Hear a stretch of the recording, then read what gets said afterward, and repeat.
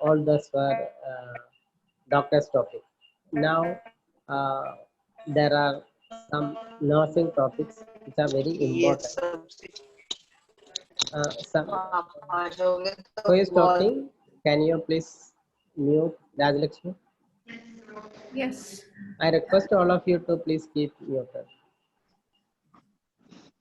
So there are many instances, or the nurses have a very important role in palliative care, because most of the time nurses will be with the patient for most of the time, and they will be doing dressings, correctal examination, and many other procedures. So here it is another important care from the nurses is how to take care of a wound. So there are many types of wounds in you can see in patients, and Sister Shiva will be talking about wound management. So she has been into the palliative care for the last more than 20 years, and she has extensive experience in managing palliative care patients. Right now, she is working as the coordinator of training department of Trivandrum Institute of Palliative Sciences. So, welcome Shiva, and it's over to you. Thank you, sir. Good afternoon to all. As sir said, today's topic is on wound management. This is one of the nursing issues in palliative care. So there are a lot of nursing issues. This is one of the major one. So you have seen many types of wounds in your settings, but in palliative care mainly we can see two different types of wound. One is pressure ulcer and another one is fungating ulcer or a cancer wound. So as we all know that what is wound? Wound is a break into the continuity of the tissues. So here, what is pressure ulcer? So what are the causes of pressure ulcer? So there are three major causes of pressure ulcer. One is pressure, the second one is friction, the third one is moisture. These are the three major causes of pressure ulcer. So what is pressure ulcer? Pressure ulcer is a localized injury to the skin and other underlying tissue, usually over the bony prominence as a result of prolonged unrelieved pressure. So if there is an unrelieved pressure there, it's a prolonged unrelieved pressure there, there is a chance of affecting the blood, the tissues. The lack of blood supply is into the tissues, so there is a chance of pressure, the tissue damage is there. So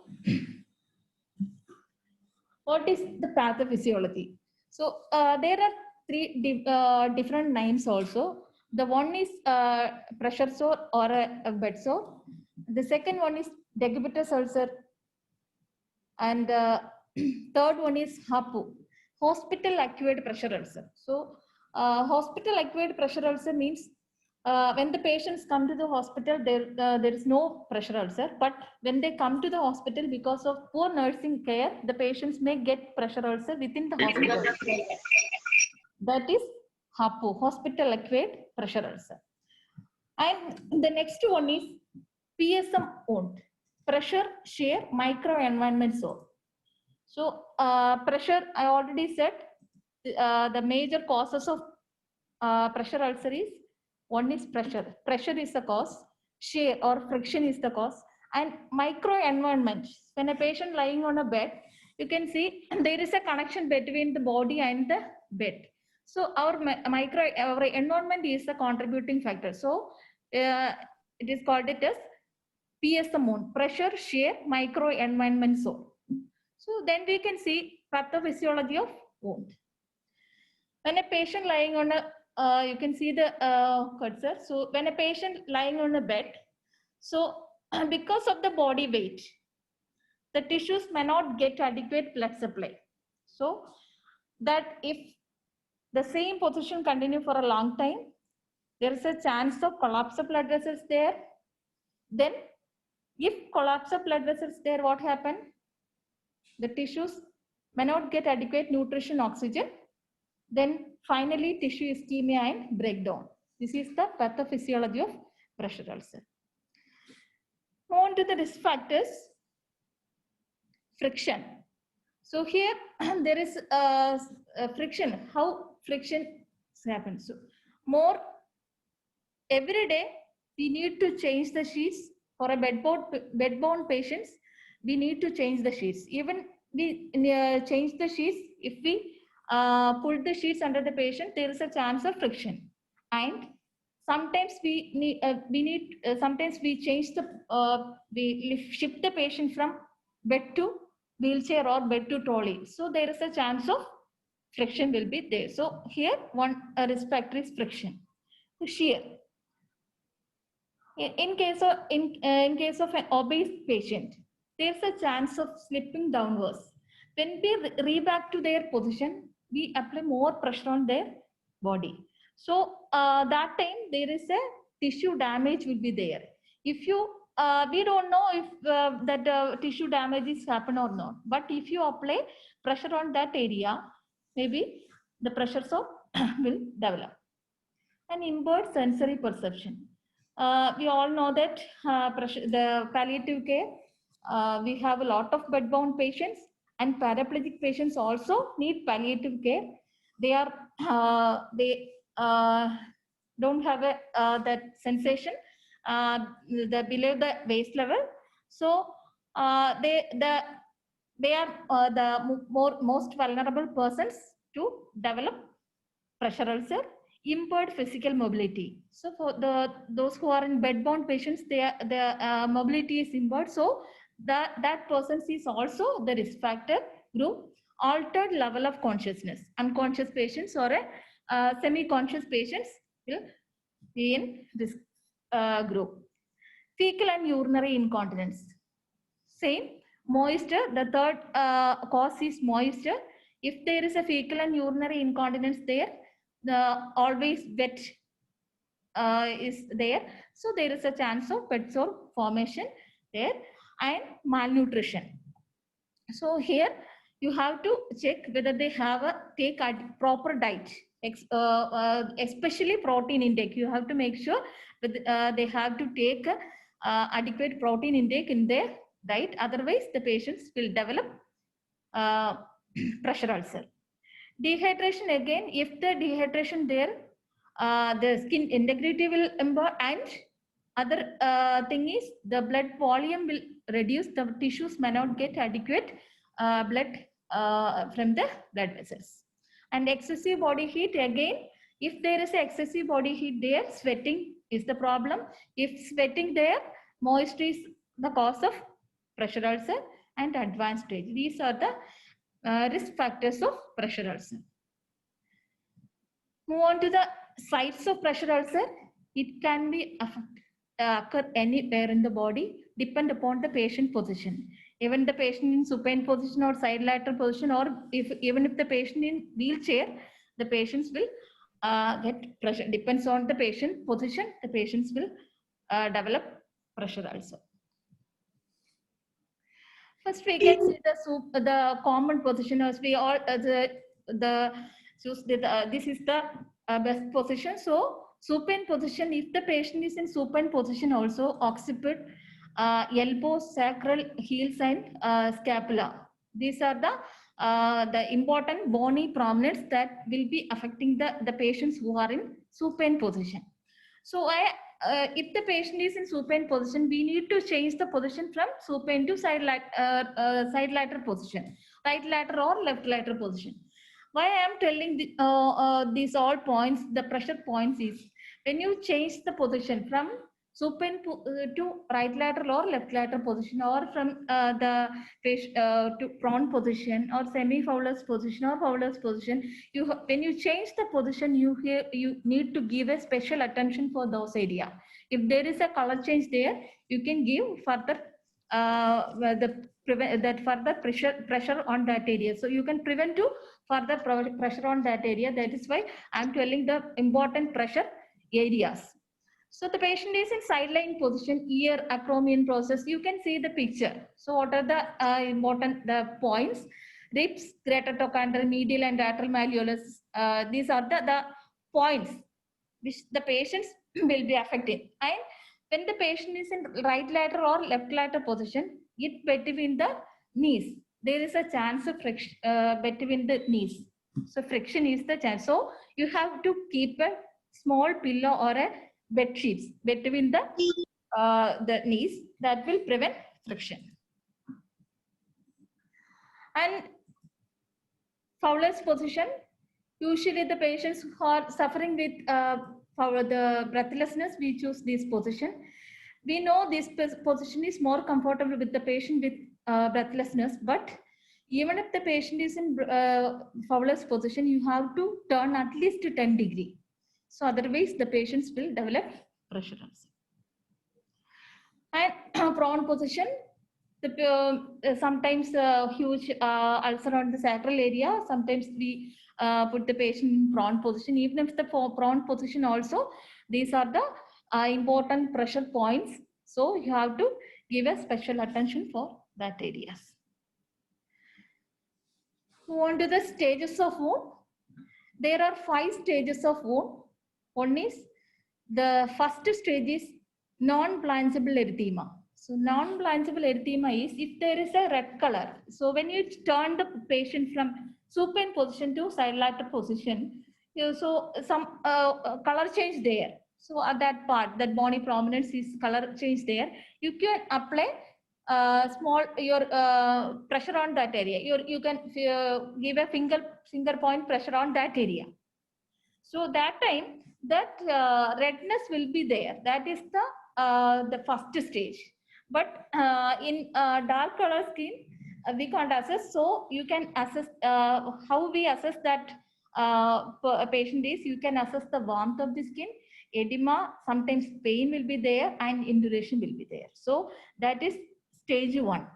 Here, the stage 1 management is if there is a non-blanchable erythema like red color skin there.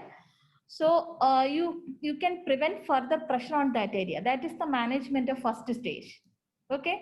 So you don't keep the patient the same position. That red color area you have to give relieve pressure on, prevent pressure. Okay.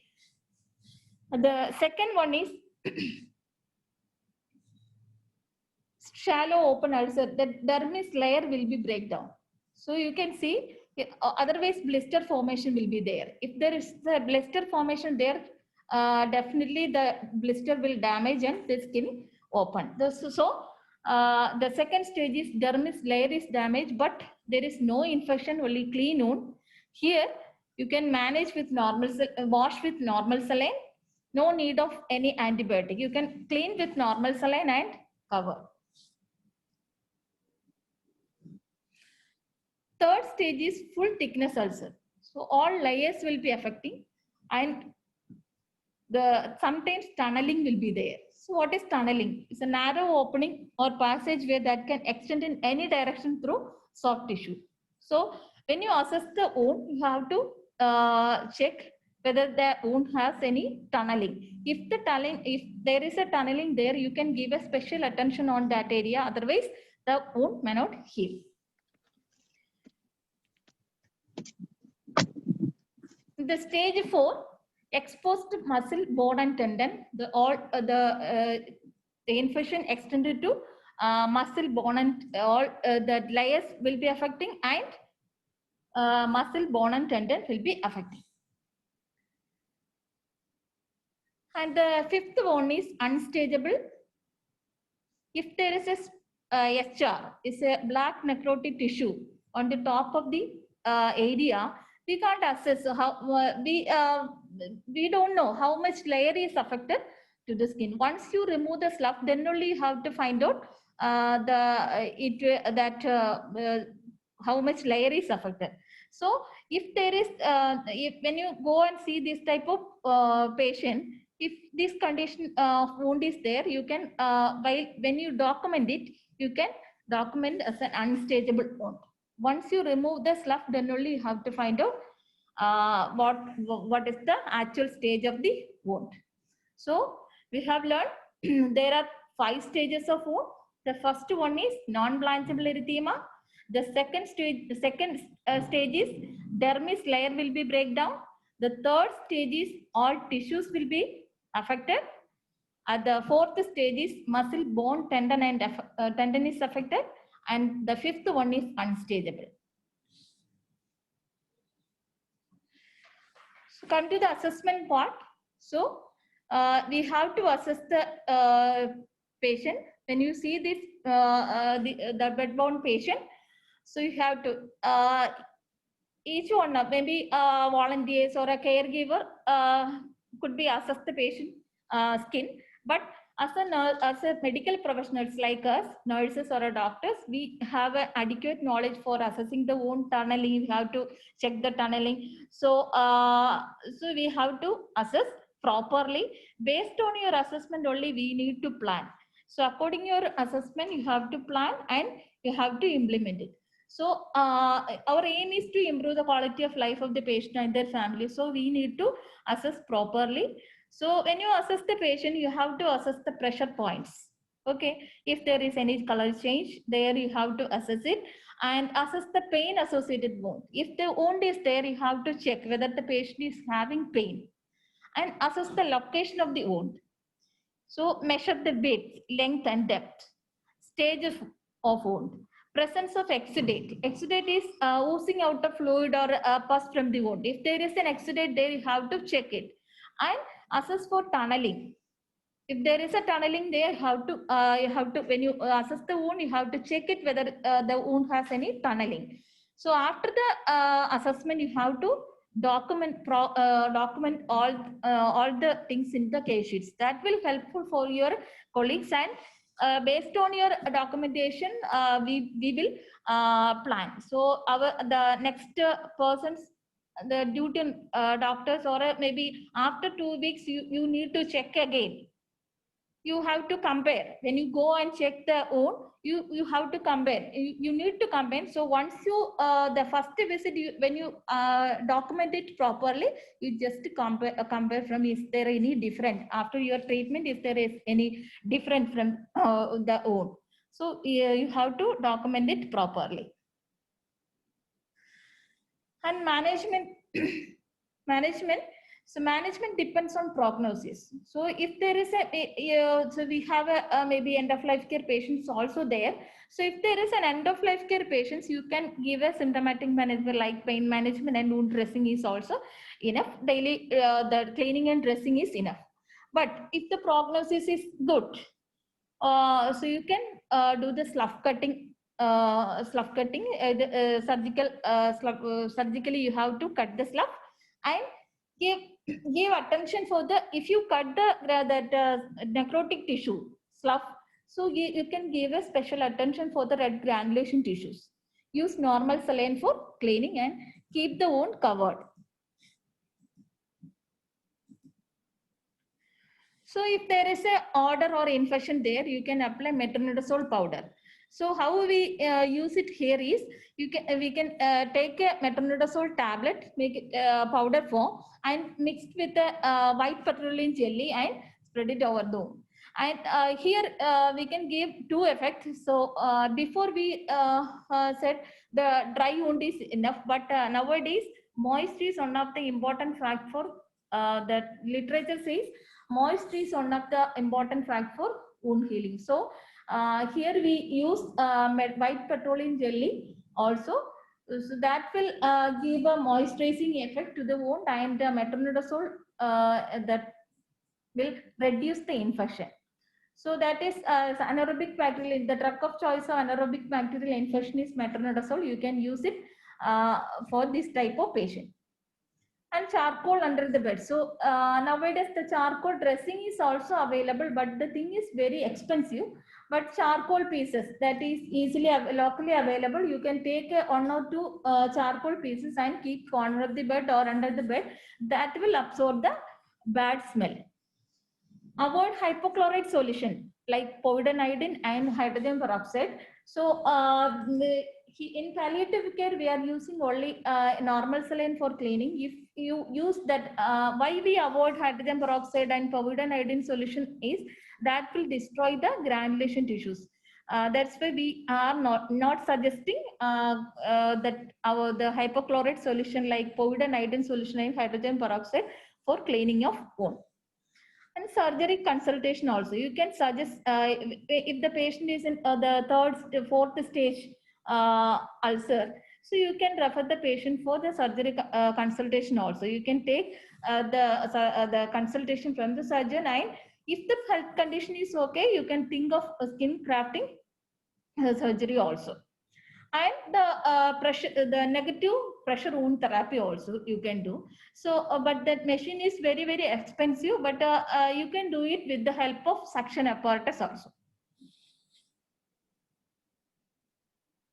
And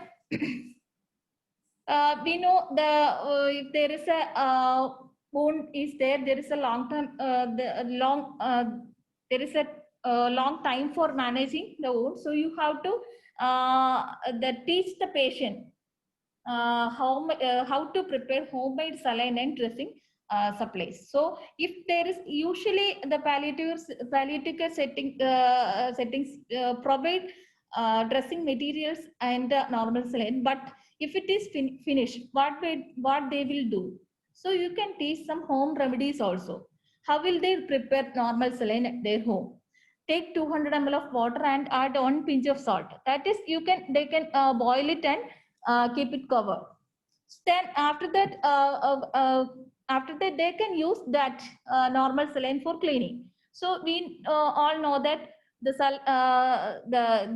saline is clean. So this wound is also clean, not a sterile wound, no. So they can use the clean normal saline for cleaning. And what about the dressing materials? If the dressing material is finished, what they will do?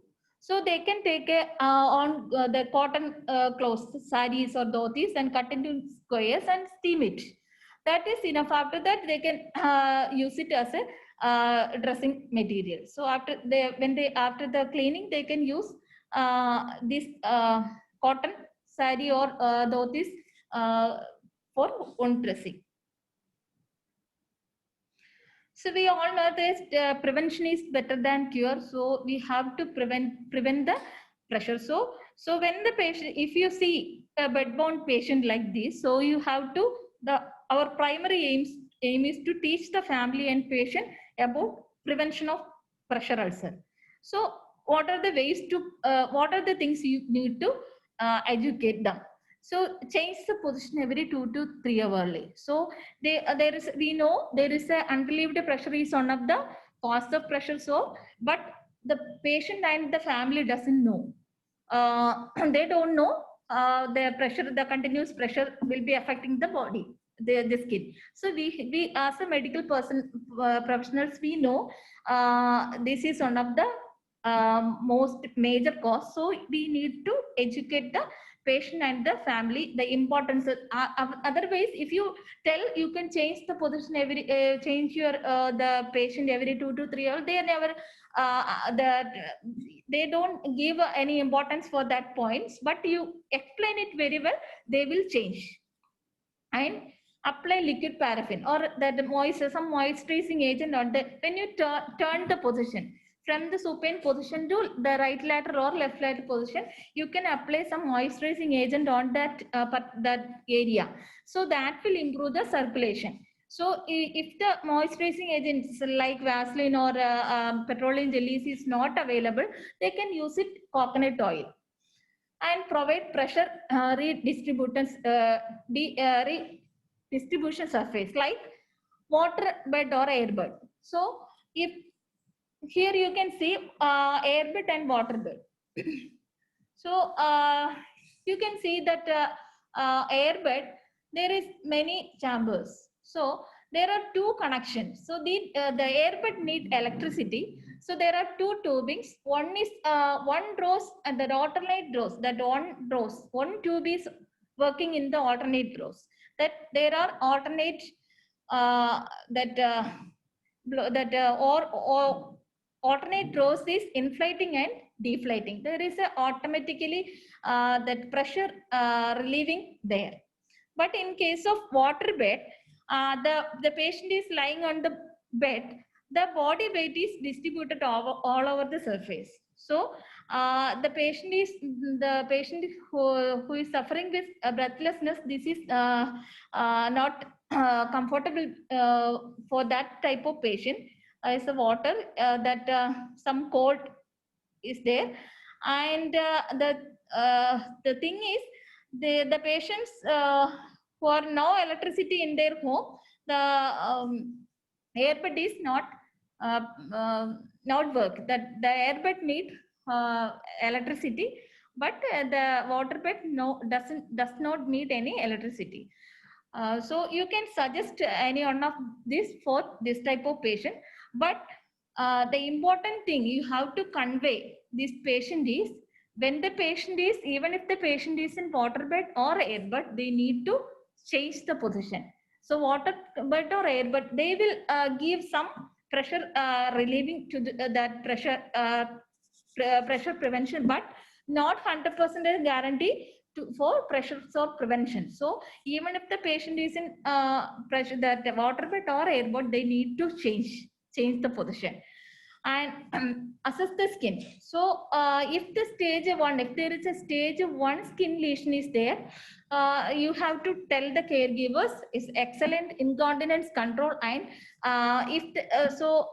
prevent pressure on that area also. So the thing is, if there is an incontinence, the moisture is the third causes of pressure ulcer. So if there is a incontinence there is a chance of developing pressure ulcer. That also you have to convey the caregivers. And maintaining good nutrition. I already said protein intake is one of the important thing. If the patient, if you if you change the position 2 to 3 hours early, or you can apply 8 petroleum jelly, or all the things you check. Even then the patients develop pressure ulcer because of maybe because of poor nutrition. So you have to make sure whether the patient is taking adequate protein intake in their diet. And you have to keep it mind easily. Pressure sore prevention is skin. The first is will be supporting surface. So you have to give a supporting surface like air mattress or water mattress. Skin. The second S is skin inspection. You have to check the regularly the skin. So regular skin inspection is very important.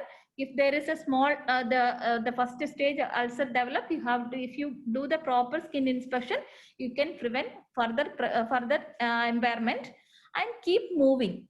So the K is keep moving. Have to change the position, and the I is incontinence control. So you have to that moisture control is very important here. So nutrition, N is nutrition. Nutrition and hydration is also important. So you have to make sure whether the patient is taking adequate nutrition, protein intake, and water in their daily intake.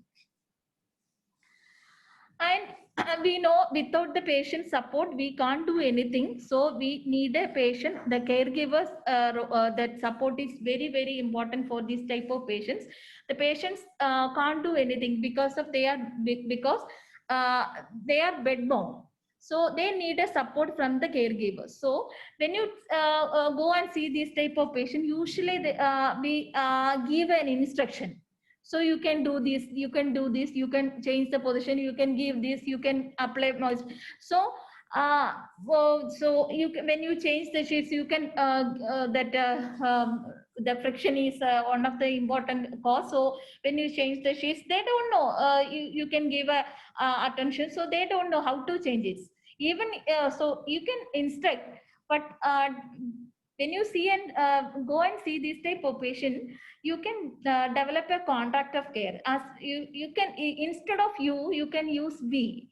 So if you use we can so what we can do together to prevent pressure. So we can see what we will do together. So that time they will feel more comfortable. So instead of you can use it as we. So and you can, instead of instructions, you can just demonstrating the things. how to change the position, how to change the sheets for bed-bound patients. So those things that understand very well and do it clear, and give a patient the information leaflets also. And here we are preparing on information that leaflets, how to change the position height, if the patient is in right lateral or left lateral position, keep a pillow between the knees. You can see that picture. So we give one sheet to the for a bed-bound patient, and just keep it on the wall. So that every time the caregiver, if they have any doubts, they can see, okay, how to changes, what are the things they need to change. If so, if it is available, you can give a leaflets like this also. That will be more helpful for the patient caregivers. And move on to the fungating wound. So we all know that the cancer room is in cancer room. So what are the major difference between the pressure ulcer and the fungating wound?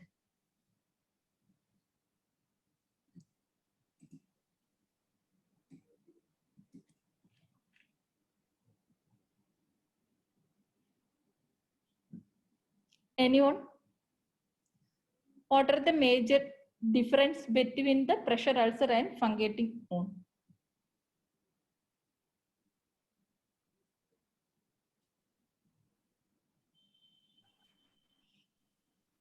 Fungating wounds are fast growing.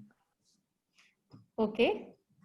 And it is not having the ulcer kind of base. Okay. Then? And usually malignant wounds are not very good in healing. So the aim of managing a wound care in that setting changes from ability to completely heal the wound to symptom management and improving the quality of life. Okay. Thank you. So as I said, fungating, the pressure sore is preventable and curable. And fungating ulcer is, the cancer wound is not preventable and curable. So that is the major difference between the fungating ulcer and the fungating ulcer and the pressure ulcer.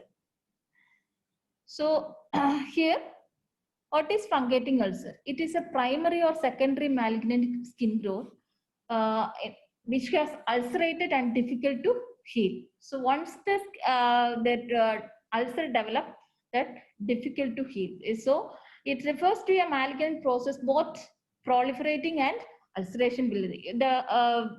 Once the breakdown of tissues there, the skin will be proliferating very fast, and necrotic tissues will be there, and it looks like a fungus, nodular, or a cauliflower in shape. So what are the pathophysiology? What is the pathophysiology? So development non-tender. So we know there are two types of tumors, benign and cancer. So if the same things, the development non-tender nodules, gradually the nodules will enlarge. And if the nodules will enlarge, what happens? The disruption of capillaries and lymph vessels there. So finally, tissue hypoxia and necrosis. This is the pathophysiology of fungating ulcer. Have you heard about Marjolin ulcer? So Marjolin ulcer is the type of malignancy of the skin. So malignant changes in the chronic wound, like burn scar ulcer or pressure ulcer or venous leg ulcer. So what is the pathophysiology of for that? So when you see these type of patients like a venous leg ulcer or a burn ulcer or pressures or chronic pressure ulcer. So before we don't see that appearance of mass, but the maybe next day you can see next 1 week after there is a small mass in the wound, but pain is present, not previously when you touch clean the wound, pain is not present, not previously present, but now you clean the wound, the patient experience pain and change in the character, volume, appearance of drainage also.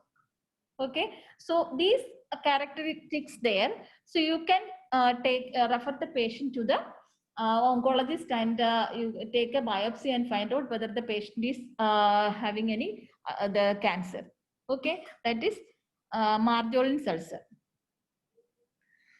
So we know palliative care is a total care. So in in case of pressure ulcer, there is a chance of healing process is there. But in case of fungating ulcer, there is no chance of curative possibility here. So these patients will be affecting physically, socially, emotionally, and spiritually. So when you assess these type of patients, you have to listen their problems properly, and whether they have any psychological issues, social issues, and spiritual issues, and physical issues. So what are the physical issues? So pain, how that pain develop. So that the tissues will be proliferating fastly. So tissues will be compressing to the nerves and blood vessels. Sometimes, and the direct exposure of dermis also. So sometimes the patient experience neuropathic pain, and sometimes the patient experience nociceptive pain. You have to assess whether the patient is having neuropathic pain or nociceptive pain. And improper dressing technique, also the patients experience pain. So before when you dressing remove the dressing, the adhesive dressing. So when you remove it, you have to soak well before that. Otherwise, the patient experience pain. And malodor. So here malodor, there is a proliferation can cause anaerobic bacterial infection is one of the cause of malodor, and the stale exudate dressings have been more than number of days. Then that is the another cause of malodor. And bleeding is the improper dressing techniques, and again that tumor that protruding the blood vessels also sometimes. And exudates also the using out of fluids comes from the wound. Itching, same sometimes the if there is a small the large fungating ulcer on that face or that breast, that small nodules will develop in the nearest the tumor. So that is the chemical reaction there. There is the patients may feel itch. And the second thing is that exudates will leak out from the ooze out to the normal skin. That time the patients may feel itch. And infestation with maggots. Sometimes improper, that I will discuss it later about the maggots infestation. And communication difficulties also. Communication difficulties in case of head and neck cancers. So they are not able to convey the message proper way because of the speech will be affecting. Maybe that sometimes the patients having the affecting the jaw. It's very difficult to talk. So that time you can give a small paper on their hand and write you can ask them to write the problems. That will helpful to assess properly. And psychological problem, altered body image. We know this is a huge wound. So day by day the size will be increasing, not decreasing. So there is a alteration of body image that will be psychologically affected. So sexuality is another cause. Maybe misconception about the disease. That if they maybe because of that sexual intercourse, maybe spreading the disease from the partner. So that will be inside the mind, and they will not cross each other. So you have to assess properly and deny. Sometimes the patient deny the truth. Sometimes the most of the patient, they knows the diagnosis, but when you assess it, they said okay, I know, so this wound is healing very well. So but after that they will come to an acceptance. so day by day the size will be increasing. So they will gradually they will come to an acceptance. So fear of impending death. So depression and anxiety. So they the wound size will be increasing, exudate will be increasing, and malorder, because of the malorder, nobody is willing to close the patient. So those things will affect the patient psychologically and emotionally, and shame and guilty feeling about the situation, the disease condition also. So they feel because of my sin, or because of because of my sin that God punished me like this. Those things they will feel like this, and they don't want to see. Sometimes they don't want to see the neighbors. They don't want to see the family, family members also.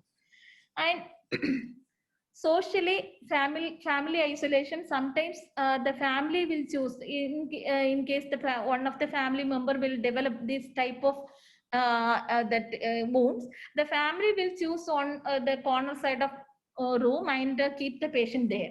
And social isolation also, the society will will don't the society will isolate the patient. The friends and relatives are not willing to see this type of patient, maybe because of misconception.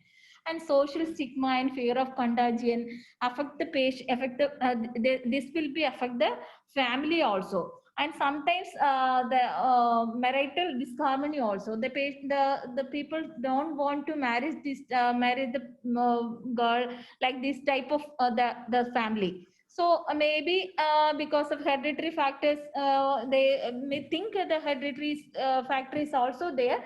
So they don't want to marry this type of the family. So this is also that emotionally that the patients will be affecting more emotionally. That is we need to assess the patient. And spiritually also, interference with religious rights. Sometimes maybe because of just interference with the religious, like God punished like this. So something this kind of questions they keep in mind and think like that. And come to the assessment part, wound location. So here you have to assess the wound location, whether there is an mobility impaired and easily covered with a public view. So you have to, when you assess the patient, you have to assess whether that wound is covered with a public view. So in case of head and neck cancer, maybe see a buccal mucosa, you can take a buccal mucosa patients. My experience, after the dressing, when they come to come an OPD, and after the dressing, they keep their long towel in their hand. So after the dressing, they just tie it around the face. So if you ask why you are covering like this, if you ask them, so they definitely said, if it is not covered like this, always the people may ask what happens. So they always cover. That is why they always cover with after the dressing, they always cover with a big towel or the face. So as much as possible, you have to try to cover the wound properly. And wound appearance, you have to assess surrounding the skin, potential for complication also. So in case of head and neck cancers, there is a chance of bleeding at any time. So you have to we need to prepare the family for the bleeding management. If there is a sudden bleeding there, how will they manage it in their home? So you have to when you assess, you have to assess properly if there is any complication in there. And principles of management is palliation of symptoms, reduction of pain, controlling of foreign infection, managing exudate and protecting surrounding skin, minimize bleeding, and holistic care. Holistic care is also total care, physical, emotional, social, spiritual care, and empowering the patient and family in wound care. You have to empower the patient. The patient need daily wound care. So we don't that palliative care person, the people, they don't get adequate time to go every day and do the dressing. But you can do one thing, you can teach the caregivers how to do the dressing and all. So what we do here is we usually, if there is any problem there, if we found any problem there, we that bring the patient and family here, and our nurses will teach the caregivers. If there is a fear or that reluctancy there, so usually our nurses will be demonstrating first few days, and then gradually they will pour some the normal saline, gradually involvement, and then gradually they will do their own So that is the idea behind that. Our nurses will teach the caregivers and empowering the caregivers and send it back, and then follow up through home care. And if there is a pain there, you can assess properly. If there is a deep pain or deep pain there, you have to adjust the systemic analgesics like morphine. If the patient is having taking more morphine for hourly, if you see when you see that the patient having pain, you have to adjust the morphine dosage. And superficial pains like neuropathic pain there, you have to apply sensorcaine or lignocaine and wait for another 5 to 10 minutes, and then you can do the dressing. So malodor, daily cleaning and dressing is here. You can do the cleaning and dressing daily, and local metronidazole tablet, same.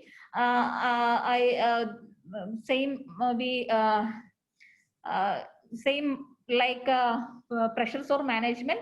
You can you can apply metronidazole tablet, crush it well and make it a powder form, and then you can apply. Here injection metronidazole irrigation also you can use. There is a here that fungating ulcer, that the tissues are fragile. So you can't do more pressure on that area. So you can apply injection metronidazole irrigation. You can take an injection metronidazole for cleaning and dressing, and that will reach internally. And if there is some fistulas there, that will reach that as much as possible. So you can injection metronidazole irrigation. Systemic antibiotics also use. If there is an infection there, you can anyway here the necrotic tissues infection there, no, so you can give an antibiotic, try one course of antibiotic, but superficially there is no blood supply, so it more that 100% might not help, but you can try one course of antibiotic. And frequent changing of dressings depends upon the exudate. So if there is a more exudate there, that fluid leakage there, you can do thrice a day, the dressing twice a day or thrice a day, and no hydrogen peroxide and betadine for this type of wound. And bleeding, you have to try to prevent the bleeding, like improper dressing techniques. Before you are doing the dressing, you have to soak well and remove the dressing. Otherwise, there is a chance of developing bleeding. And apply local pressure. If there is a bleeding there, you can apply local pressure. If you apply local pressure, the bleeding is not controlled, you can apply sucralfate powder, then tranexamic acid, systemic. Then you can go for a systemic ethamsalate and palliative radiotherapy also. If there is a huge fungate ulcer there, if you give a palliative radiotherapy, that tumor size will be strengthened, and that will prevent the damage to the blood vessels. So you can, if there is a chance that there is a chance for reducing the stringer size, if the patient's health condition is okay, you can refer the patient for radiotherapy department also. And criteria for wound dressing is our role of care is to maintain or improve the quality of life through excellent symptom control. Empathetic care is the main way to clean this type of wound. provide a thorough bath before dressing. So I already said the tissues are fragile. If the patient is able to do the bath, you can encourage the patient to take bath. So after that, if they take bath, all the necrotic tissues will fall off. So after that, you have to just clean with normal saline and apply metronidazole powder. Ensure the patient had a dose of analgesic. So you have to make sure whether the patient is pain free or not.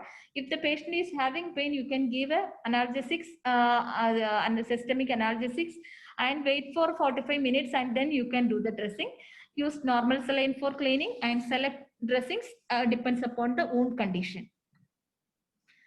Role of cancer therapy, you can, I already said radiotherapy's role, and cytotoxic chemotherapy, hormone therapy, and surgery. Debulking surgery is also is a next option. If the patient's health condition is okay, you can refer the oncologist and take an opinion from the oncologist. And cytotoxic chemotherapy and hormonal therapy is also reduce the size of the tumor. And come to the maggots management. Here one question: how does maggots come?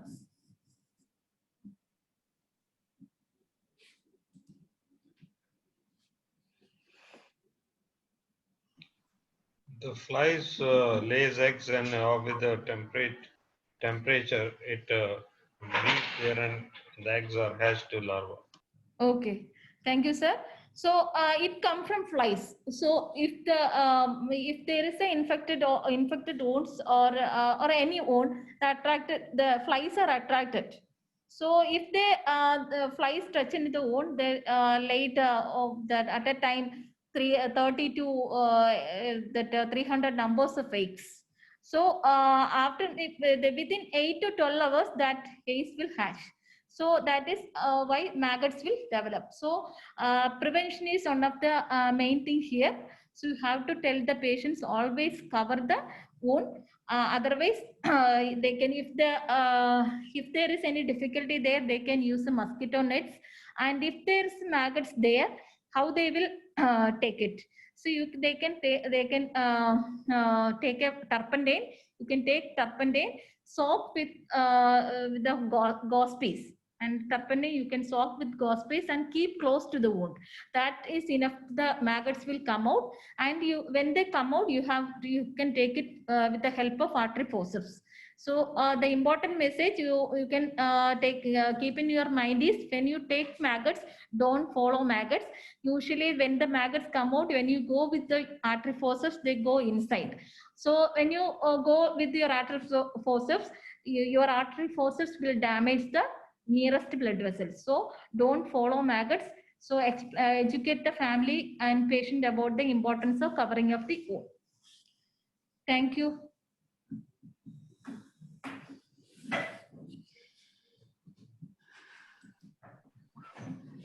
Thank you, Sripa. So we had about management of pressure ulcer and fungating ulcer. So if you have any doubts, you can ask, or you can post your queries in the chat box.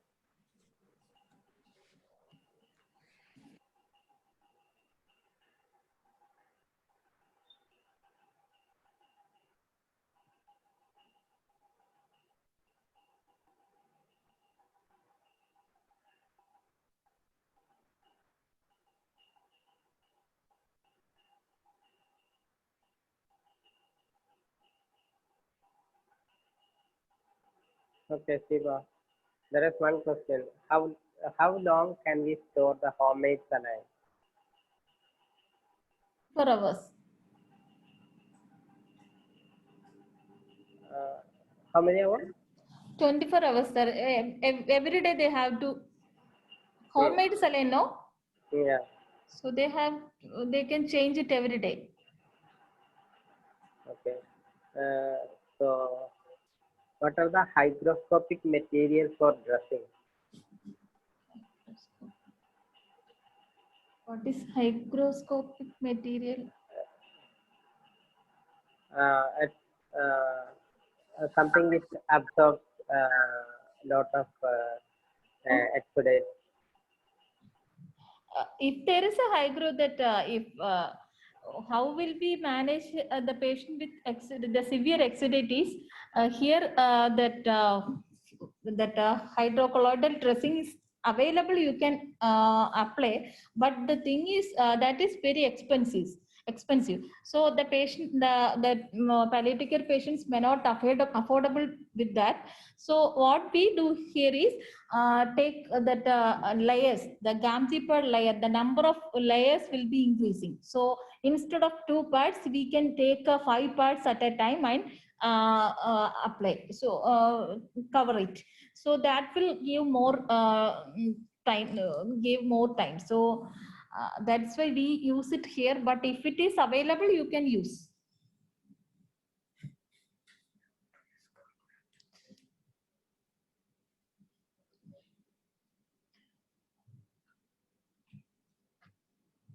How to discard How maggots? to discard maggots? Yeah. You can throw it in the hot water, and then you can we usually pour it in the closets after that. Once you that live maggots, you can keep it in the hot water. Once they're dead, that you can pour it into the closets.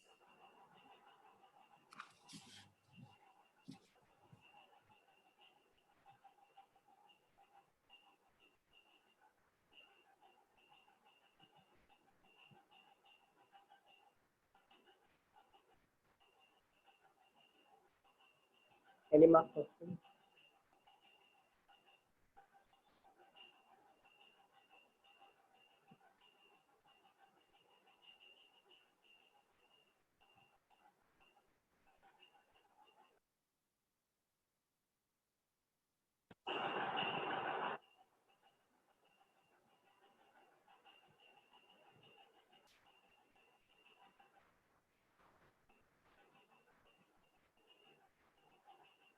If there are no questions, I think. One question I time- want to ask. Yeah. For superimposed fungal infections on the wound, ma'am, can we give any antifungal therapy that time? If there are any superimposed fungal infections on the wound. Sir, Yeah, we usually give systemic antifungals like fluconazole. Thank you.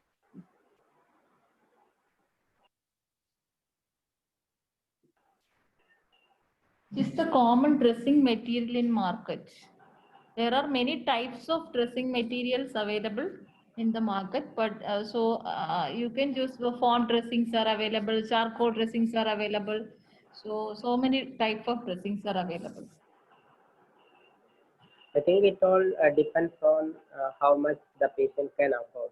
Most of the patients will not be able to afford costly material. So even we advise patients to make homemade dressing, which will be easier for the patients and families also. So there are many types of dressing materials available. So it particularly depends on the affordability of the patient and type of wound also. Sometimes the wounds will be very large and that dressing which already readily available will be very small, which will not be able to cover the wound. So it also depends on the type of wound, how much exudates are present, etc.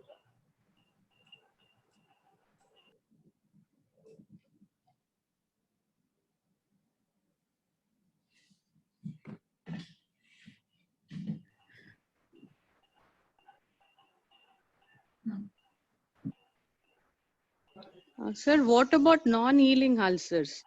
There is last time actually I had a case in which there was a non-healing ulcer for one of my relatives. I contacted Dr. Sridevi and she guided me and same metronidazole and this irrigation metronidazole saline, and it healed very well. But there is one more patient, sir, who's not here actually. She is in another place. They have done a surgery and grafting that failed. She is an old lady. She does not have any underlying disorders. But they had advised to do hydrogen peroxide dressing to the home care people, to the family members. So they continue to do this hydrogen peroxide. Now the entire feet, on top of the feet, is totally denuded. And they are saying we cannot do graft also now. So what to do, sir? How can they give any treatment there? No, sometimes the graft may fail, but in chronic non-healing ulcers, I think graft would be the better choice. But if that is also failing, then we have to do the regular wound dressing with the type of wound. If it is foul smelling, then metronidazole would be okay. And even there are some literature saying metronidazole local application would help in wound healing. But we usually do it with homemade or normal saline, which is not toxic to the tissue. And this have to be continued for long, and we don't know when it is going to heal.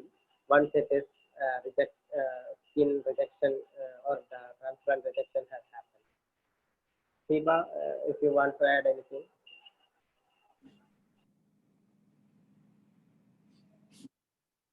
No, sir.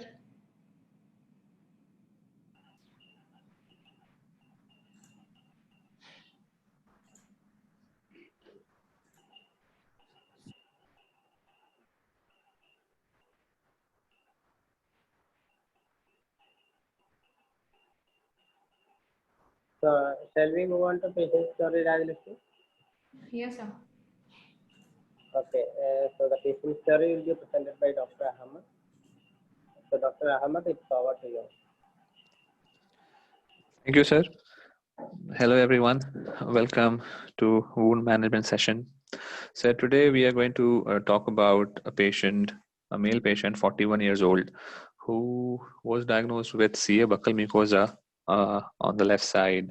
So like ma'am has already discussed, the difficulties the patient can have with wounds. This was a wound in the head and neck region. So the patient came with complaints of pain and discharge from the wound for 15 days and swelling over the face on the affected side. So he was having breasting pain as well. That was kind of discomfort, not really pain, which has aggravated on the past 15 days. The history of vaginal illness. Patient, known case of CA buccal mucosa and developed pain and swelling in the left side of face, gradually and progressive in nature over the last 15 days. So his baseline status got worsened in the past 15 days. So he was suffering from difficulty in mouth opening, which is understandable, and also difficulty in eating because of the wound.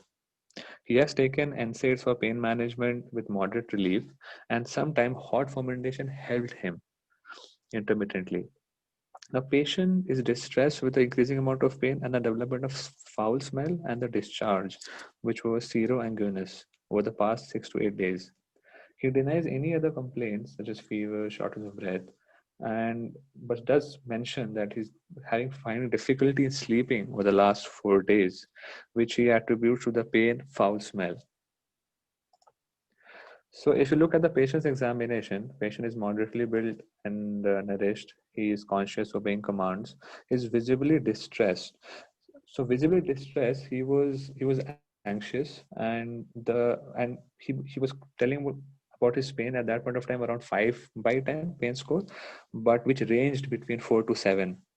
So local examination of the left side of face revealed ulcerative growth on the left side of buccal mucosa and seeping seroanguinous fluid, and there was involvement of the skin of the left side as well.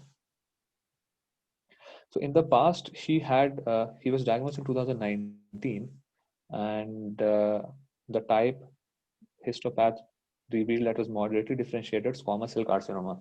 Now, squamous cell carcinoma in itself is very rapidly growing and infiltrating tumor. He received 4 cycles of chemotherapy at Nargis Datta Cancer Hospital, Barshi, which details are not available. 6 cycles of chemotherapy at Barshi Hospital were done in 30 June this year, 2020.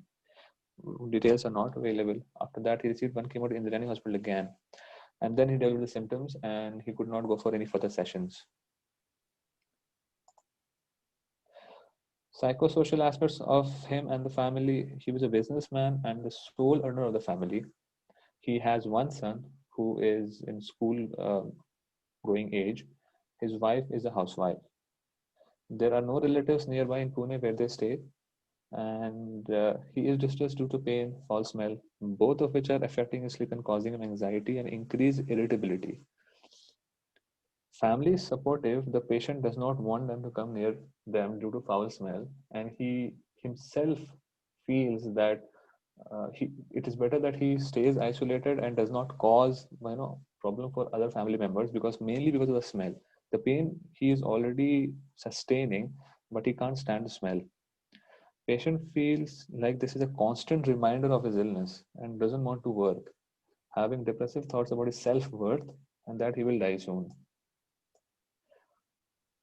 So the patient now, what medications can be decided right now is, as ma'am has already mentioned, we have to take care of the pain, and so NSAIDs where he was already having, and if the NSAIDs are not affecting him properly, we can step up the medication pain ladder, and daily dressing with metronidazole and sucralfate. So metronidazole, as we have already discussed, decreases the odor. It is very nice for both anaerobic and aerobic bacteria. And so what would be the main concern for these patients? This is a very small case, but a variety of discussion can come now. The main concern for this patient was to give the family comfort, especially the patient, and to first understand what he is going through.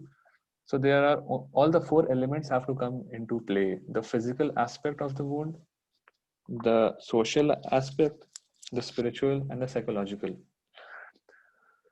So first step in this managing this patient would be to give him comfort, understand his needs, what his expectations are, and then devise a management plan according to the family's needs.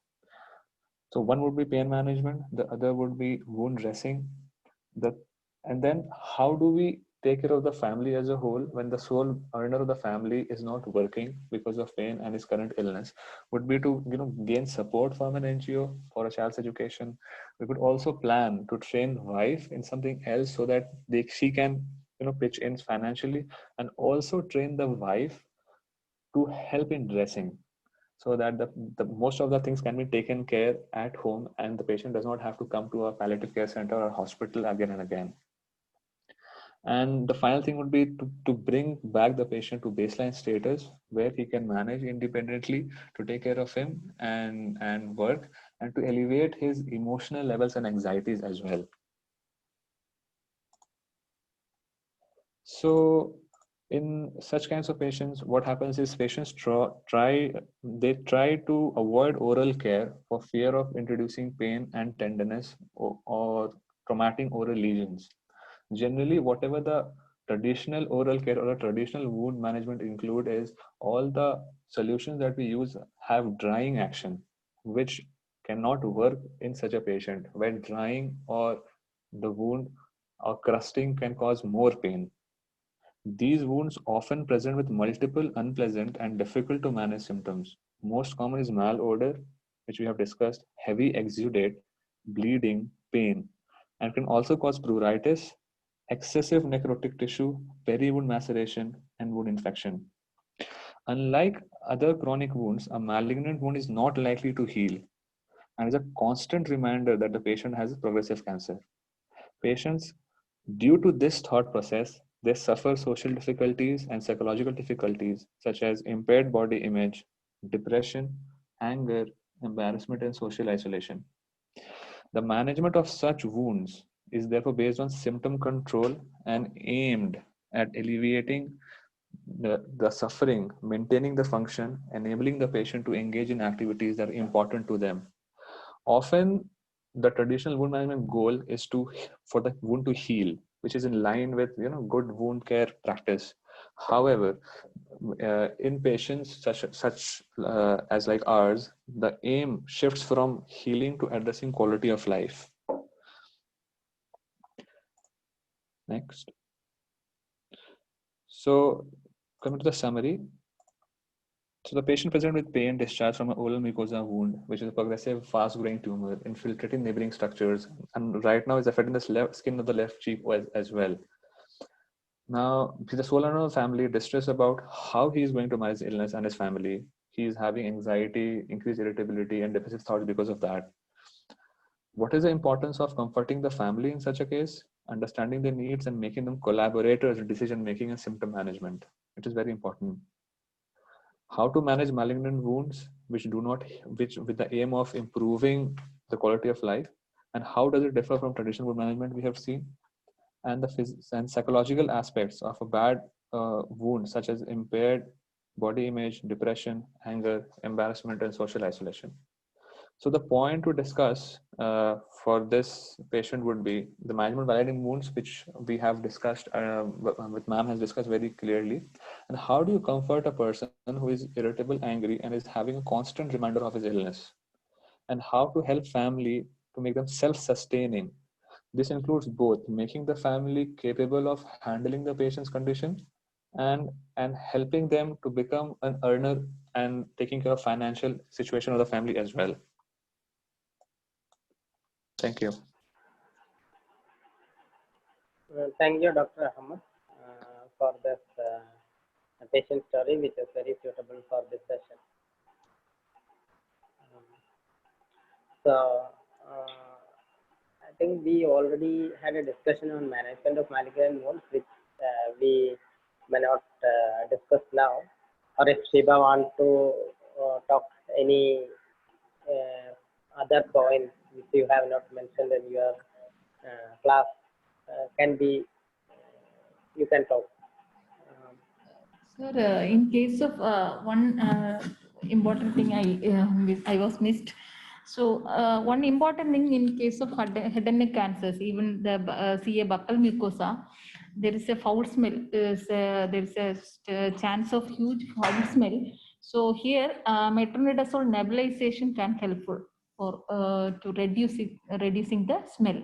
So you can, instead of you can take a same nebulizer when we use for that breathlessness patients, instead of the Budicort or Astaline, you can pour it some injection metronidazole, and then you can monitor, and then that fumes you can show on to the that buccal mucosa wound. That fumes will remove the foul smell. And injection metronidazole, I already mentioned, the metronidazole irrigation is also helpful for this type of wounds. Shiba, what other things can help to reduce the foul smell? Foul smell, sir, charcoal dressings, charcoal pieces. You can take one or two pieces of charcoal. Charcoal dressings is also available, but the thing is very expensive. But take charcoal pieces. Take one or two that locally available. That is cheap also. That you can take one or two pieces and keep corner of the bed or on the side of the bed. That will absorb the foul smell. And some literature says some that burn, if you keep a So coconut shell? the candle in that burning, that will absorb the bad smell. That literature says. But we use charcoal. That will more helpful. That in our experience, charcoal can more useful for this type of patient for absorbing bad smell. No need of dilution of injection metronidazole. You can directly nebulize it.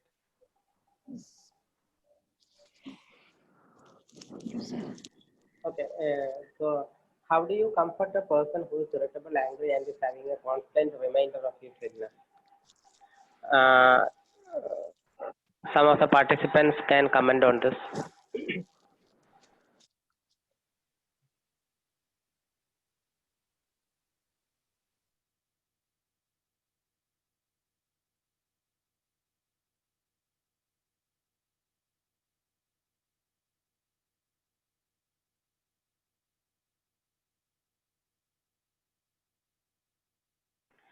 Dr. Ahmed, there is a question for you. Why surgery was not done for this patient? Yes, that is a question even I'm having, because this is not my patient. Okay. So this patient I have borrowed from a colleague. Okay. Okay. Okay. So Dr. Anubama is asking any role for tobramycin nebulization since it's available as Restul. Uh, um, Shiva, do you want to answer? No, sir, you can. Okay. If you look at the literature, the only antibiotic which the literature recommends is to use metronidazole and metronidazole because the resistance to metronidazole is very less. So that's why people extensively use metronidazole local application. And we are not experienced with the tobramycin. I haven't seen any literature on it. So shall we come back to the question, how to comfort a person who is irritable, angry, and is having constant reminder of his illness?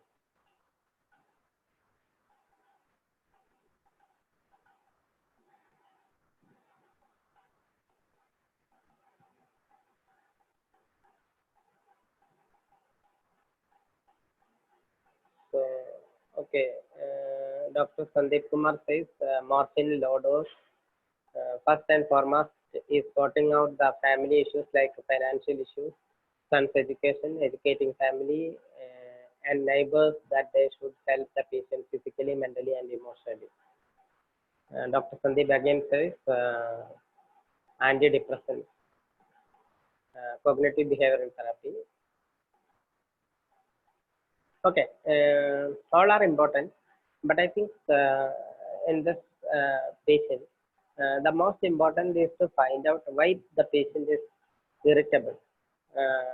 And we have many reasons because a 41-year-old young man who has a carcinoma of the buccal mucosa and is having a big wound which is foul swelling. So there is all the reason for him to become irritable. In addition, he has foul smell, pain, decreased sleep, anxiety. All these may be contributory factors for the patient to become irritable. So it is our duty to find out the why patient is irritable. You can tell him that empathize with the patient, telling that I see that you are in a lot of suffering.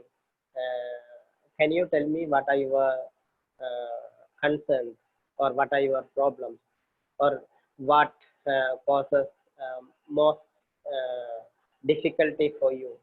So this can open up a discussion, and the patient may come up with a lot of problems which nobody have asked or nobody have listened to the patient.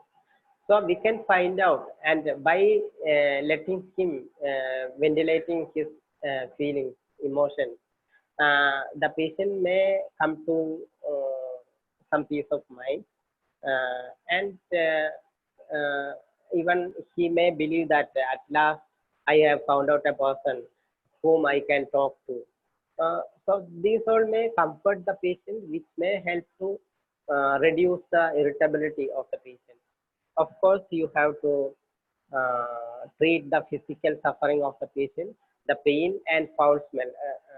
Dr. Ahmad already told that this patient is in keeping him in self-isolation because of the foul smell. So it is very important to manage the foul smell. It is not only the local application of the metronidazole, but metronidazole can be given systemically. So there is a protocol for using systemic metronidazole. So if the patient has foul smell, which you can detect from a distance, then metronidazole 500 milligram PID can be given for 5 to 7 days, and then you can continue the tablet metronidazole indefinitely, maybe once daily, 200 milligram or 400 milligram OD, which can help to which will help to prevent the reoccurrence of foul smell. So that is one of the most important thing in this patient. And Dr. Chedna already told that the problems with his son's schooling. He's a 8-year-old child. And another important thing is he might be the breadwinner of the family. Now, because of his illness, the financial status of the patient and family might be in a problem. So that also need to be taken care of. So that was another question that was asked by Dr. Ahmed. How to help the family to make them self-sustaining when the main earner is ill? So anybody want to comment on that question? How can we help this family?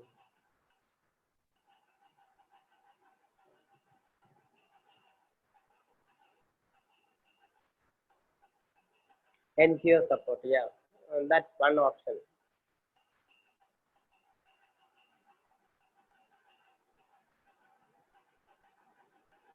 So there is no doubt that this family should get support. Yeah, Dr. Chaitanya again says friends and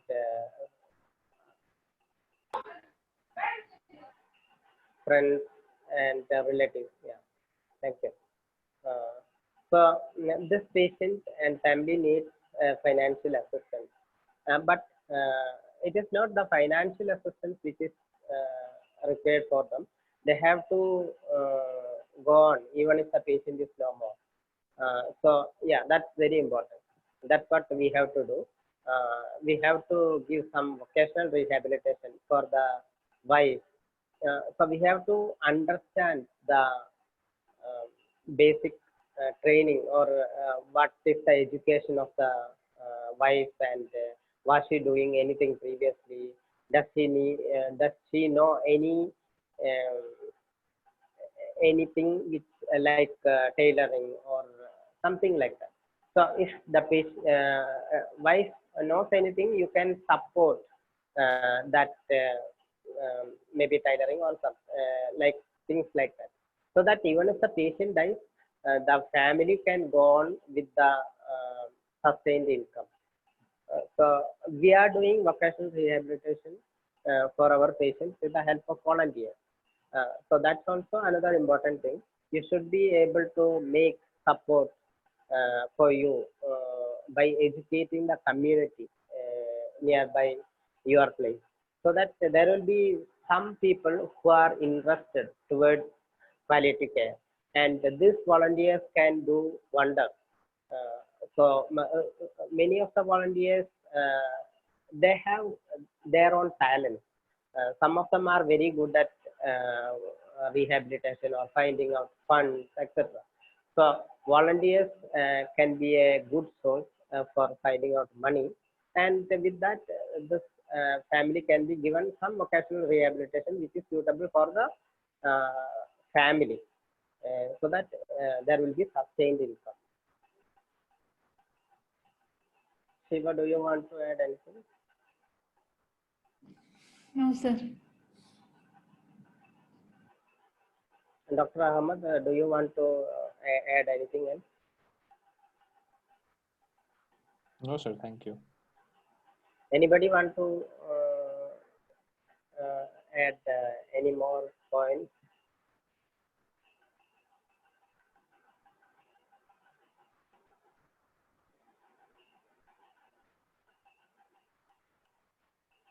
Yeah, waiving school fees as a special circumstance.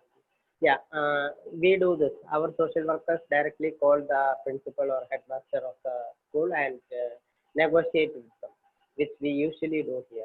We give educational support for the students also. Those are very important points, Dr. Chaitra.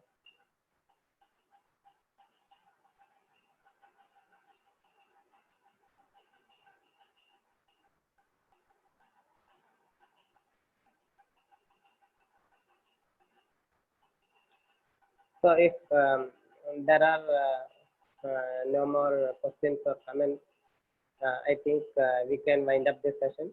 So thank you, Shiva, for this detailed and wonderful session on wound management. And thank you, Dr. Ahmed, for this suitable patient story, which was presented very well. And thank you all for your input. And we'll see you on next Wednesday. Thank you, sir. Thank you all. I've shared the feedback link. Give it a minute, do it, then only leave the meeting. We'll see you next Wednesday with a topic on psychosocial issues. Thank you.